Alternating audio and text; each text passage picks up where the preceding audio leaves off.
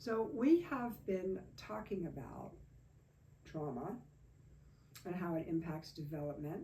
We've been talking about our core wounds, betrayal, abandonment, and broken trust.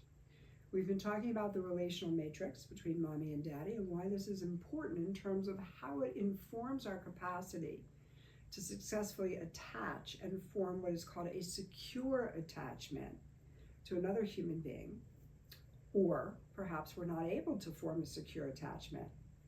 I myself have had a relational attachment style of avoidance almost my entire life. Because in my life, my mother was not safe. She was quite toxic and dangerous. And that translates into an inability to trust generally that people are safe. Mother, this archetypal symbolic notion of mother as the giver of life. But for all of us in childhood, we are trying as an organism to ensure our survival. Remember, trauma is initially experienced as threatening to our survival. And so my mother, as I experienced her, was dangerous. The landscape of my home environment was emotionally a minefield for me. And over time, without anybody being there to have my back or advocate for me, being abandoned, i.e. just simply being left to my own devices to try to navigate, which was an entirely unsafe environment, left me later in life as an adult avoidant. I was unconsciously attempting to avoid real intimacy, and so I would choose partners that were somewhat inappropriate for me or didn't really meet me in these deep heart and spiritual places that I desired. It was too frightening, but I wasn't consciously aware of this because the wounds and the stories, my mother's not safe, therefore people are not safe, therefore the world is not safe. This is unconscious. We have to remember we're building our trauma, story, beliefs unconsciously. And unconsciously, they drive our thinking, our feeling, our believing, and behaving in the world. And when I say relational matrix and how we believe and behave in the world, what we believe and how we behave in the world, all of this is like an unconscious Santa Claus bag that we take everywhere we go, and it's filled with our traumas. So if mother wasn't safe and I married my first husband, he was safe, but utterly unable to meet me in the deeper places that I truly desire of knowing and being known. So there was something always unsatisfying for me about that relationship. When I married my second husband, again, that was sort of an extension of the trauma dynamic that I had with my mother. It was so well hidden in the behavior of my second husband that I wasn't able to recognize it until I was well out of that relationship. So my relational style was an avoidant style, and there are 4 styles of attachment. There's only one that is actually healthy and functional.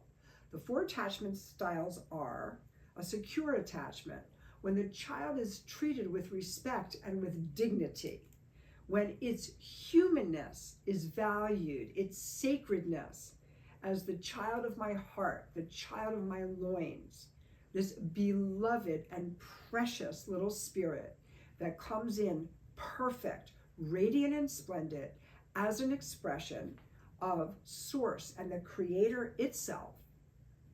It is the job of the parent to create an environment where it is safe, respectful, and dignified for the child, where all children should be taken seriously. That was not my personal experience, nor is it the experience of 90% of the population. Most of us do not form a secure attachment, not with mom and dad, because it's an unsafe landscape. And then as an adult, we're unable to form a secure, i.e. a safe attachment to surrender. Really surrender our defensive structures. We can't do it. It's so frightening. But remember, this is all happening unconsciously. So the ideal attachment style would be a secure attachment, where we understand our value, we understand that we are all entitled to be treated as valuable, lovable, and worthy. Secure attachment. If we have inconsistent parenting, if we have inconsistent parenting, which was very much my experience, on Monday, my mother might be appropriately responsive to my distress, meaning on Monday, maybe she's affectively attuned to my felt emotional experience of myself and can meet me there. But I remember being 5 years old and clomping around the house in a pair of my mother's high heels, and I fell down the entire flight of steps onto the concrete floor of our basement. My mother started screaming at me.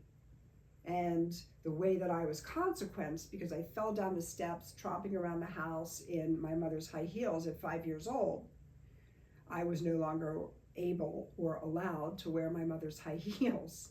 So it wasn't that my mother was able to meet me at the bottom of the steps and say, "Oh, honey, are you okay? What happened? I'm right here. It's okay. You're safe," which is meeting the child in its own experience. Instead, my mother flew into a blind rage.